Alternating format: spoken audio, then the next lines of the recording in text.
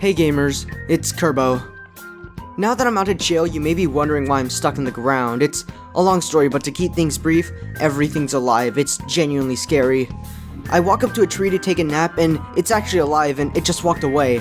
I try to hide in a random shed to escape this nightmare, and the shed is also alive, and said it was gonna call the cops for harassment and sexual assault. And even my trusty white folding chair has arms, legs, and a face, and at this point you may be saying, "Oh boy, Kirbo, you're definitely insane and you need to get some rest." And I say to that, I hope to God that I'm insane and this nightmare isn't real, but if this is real, then I have to look at the root cause of this madness, since all dimensions like this one are based on a man-made thing, and I have a slight suspicion to what that root cause is. That's right. Today, we're looking at the Battle for Dream Island series. It's best I embrace my past instead of push it away, so let's dive straight into that.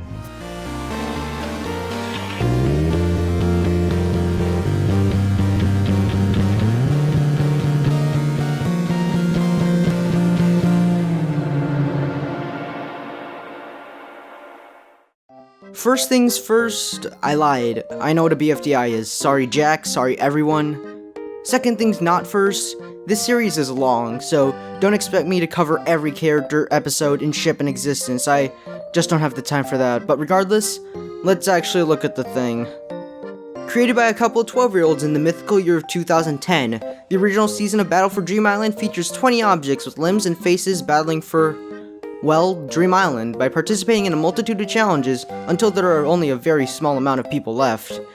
And you may be saying, like you always do, wow, this reminds me a lot of Total Drama Island, a show about X amount of contestants competing for X prize, and you're right, the creators Carrie and Michael Huang took heavy inspiration from Total Drama, even down to the animating software itself, Macromedia Flash.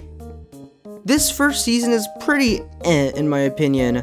I can definitely watch it, but if I were asked if I liked it or not, I would probably just respond with an The writing is pretty solid. A majority of the characters could be described in 2 words though. The challenges were pretty good, and the general story was pretty bare bones, but hey, it works.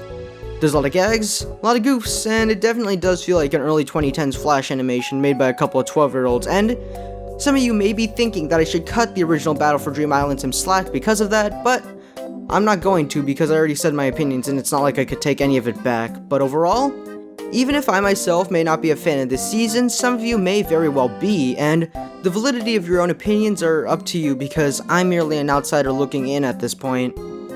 But moving along, we have to talk about Season 2, which is more commonly referred to as Battle Tendency, but some people just call it BFDIA, which is short for Battle for Dream Island again. So this season starts out with a chase scene featuring Public Enemy number 1 Leafy, because she stole Dream Island at the finale of Season 1 or something. A bit of fast travel later, and we return to the neon green grass that BFDI fans have grown to love. The competition starts with the rules, and it actually creates an interesting concept, which is team switching.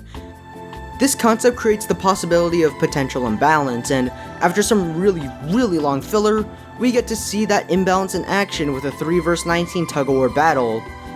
After that, it's just more BFDI, except with different contestants, and Leafy shows up like halfway through the series. And while I do like this part significantly more than the first, due to the sudden halt in episode production, the series doesn't really have a conclusive end. That is, until IDFB came out 3 years later, giving a canonical reason as to why BFDIA never received more episodes. That being poor camera work. IDFB, also known as Diamond is Unbreakable, strays away from the competition genre and is what we here at the ThatKirbo channel call a slice of life anime. Some stuff happens and there isn't an overall goal, as there's nothing to compete for. Instead, the story is built around the things that just happen like in your standard BFDI, but this time there isn't an end goal and things just kinda happen.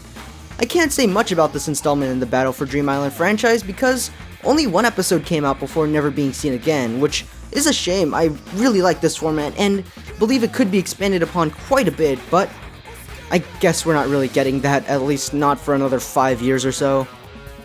And speaking of years, a bit more than 1 year after IDFB 1 came out, BFB came to the spotlight, and hey, it actually made it past 5 episodes this time. This season returns to the competition format, which is fine, but hey, we got a new art style. I really like the changes made to the art in this season. The backgrounds aren't neon green and purple, and the limbs and faces don't look as stale with the new hand-drawn ones taking their place. Moving on from the art and other stuff that isn't really important to most people, the competition now has 64 contestants, the largest ever. Each team has 8 people on it, and there are 8 teams. This definitely makes up for the one-note personalities that some characters most definitely have, as each of the team members bounce off each other really well, which you can say that the one-note personalities attribute to this by being so extreme in those personalities that they contrast or add to the other members in a way that makes interaction interesting and entertaining. And that is a good point, but I'm going to disregard your criticism and move on. X and 4 are the new host, and they are the complete opposite of the original announcer. It's sarcastic monotony versus extraterrestrial chaos. I don't really have a preference myself, and I only bring this up so I feel less awkward about transitioning into the overall rating section. And speaking of ratings, let's rate this BFDI and make it quick. And by quick, I mean really quick, because I covered all my major points in their own sections. I'm just going to cover the smaller things.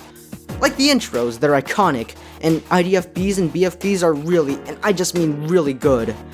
The animation is alright for BFDI, a bit more better for A, pretty good for IDFB, and is actually fantastic in the later half of BFB so far.